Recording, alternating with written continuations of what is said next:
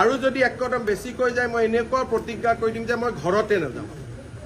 যদি মই এটাও কথা মিছা কৈছো জীৱনত মোৰ ঘৰতে মই নুসুমাম মই ক'লো নহয় যদি এটা কথাও মই মিছা কৈছো জীৱনত হিমন্ত বিশ্ব শৰ্মাই ৰাজনীতিয়ে নকৰে মইতো ক'লো না মই একেবাৰে ৰিজাইন দি দিম যদি মই এটা কথাও মিছা কৈছো এটা কথাও যদি মিছা কথা কৈছো জীৱনত ৰাজনীতিয়ে নকৰো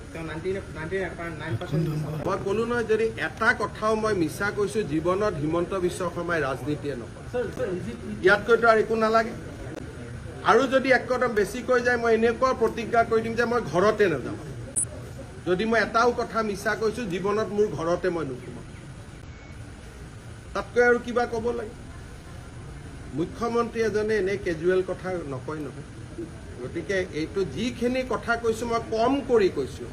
আচল কথা এতিয়াও মই কোৱা নাই যিহেতু পাতল কথা ক'ব নাপায় সেইকাৰণে মই যিমান কথা ক'ব লাগে তাতকৈ বহুত কম কৈছো 10 ছেপ্টেম্বৰত ইয়াতকৈ বেছি আপোনালোকে শুনা পাব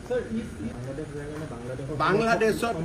আৰে বাংলাদেশটোতো ভাৰতৰ কালিলৈকে শ্বেখ হাছিনা থাকালৈকে ভাৰতৰে প্ৰদেশ আছিলে বাংলাদেশ আৰু ভাৰতৰ মাজত মৈত্ৰীৰ সম্পৰ্ক আছিলে বৈৰীৰ সম্পৰ্ক নাই এইটোতো 3 মাহৰ কথা ইউনুছ বাংলাদেশৰ প্ৰেচিডেণ্ট হোৱাৰ পিছত মই গৈছো নেকি বাংলাদেশতো আমি চৰকাৰী ডেলিগেশ্যন লৈ গৈছো বাংলাদেশত নুমলীগড় ৰিফাইনেৰী